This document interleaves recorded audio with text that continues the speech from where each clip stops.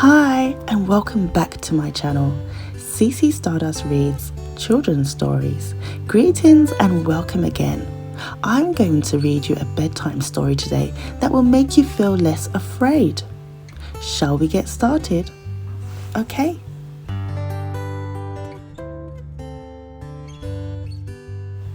This book is called There's No Such Thing as Monsters by Steve Smallman and Caroline Pedler.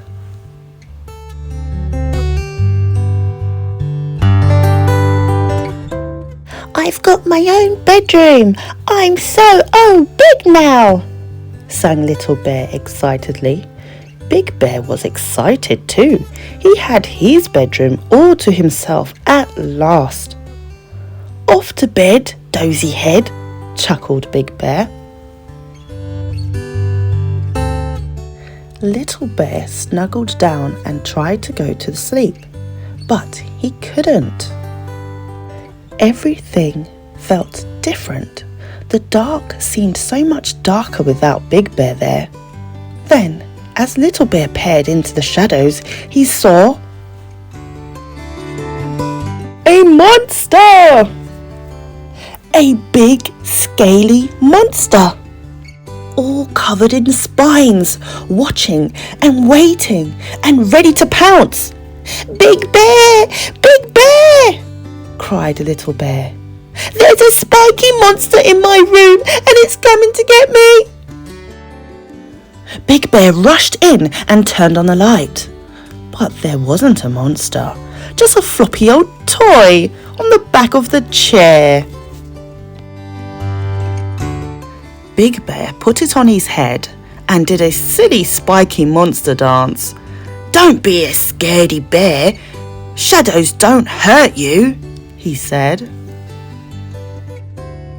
Little Bear snuggled down and tried to go to sleep, but it was just too quiet without Big Bear there.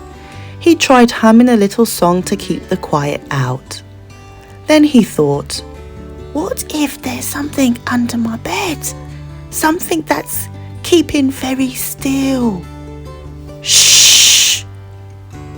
He wriggled nervously over to the edge, peeked underneath and saw a monster's tail!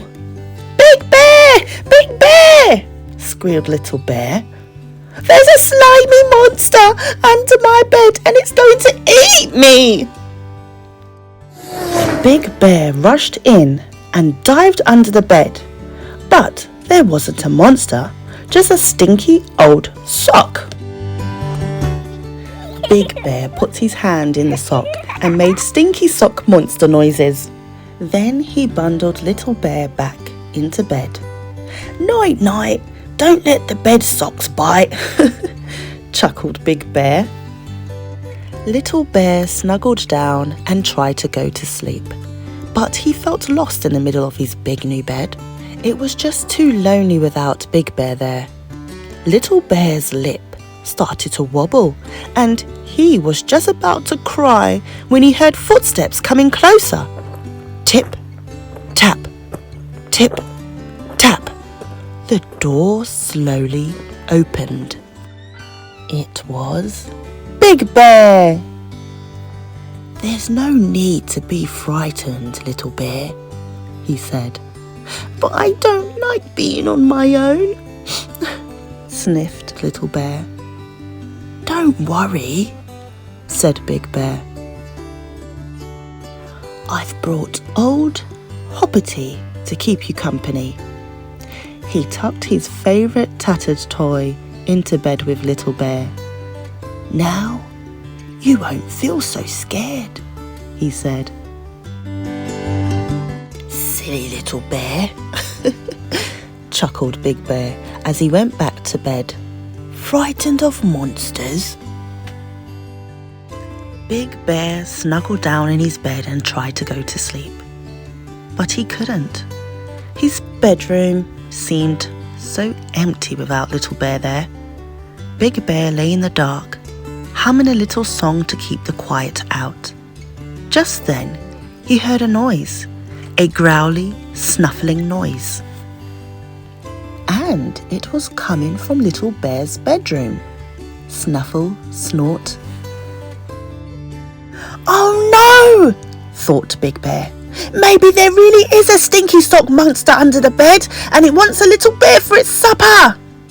Big Bear raced down the hallway as the noises got louder and louder.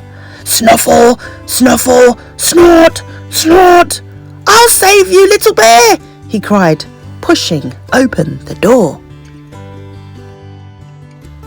But there wasn't a stinky sock monster, just a small bear fast asleep and snoring loudly in the growly, snuffly way that little bears do. The end. I hope you enjoyed this story, and I hope you are fast asleep and you're not scared anymore. Have a good night. See you again next time. Bye-bye for now. Please like, share and subscribe. Don't forget. Bye.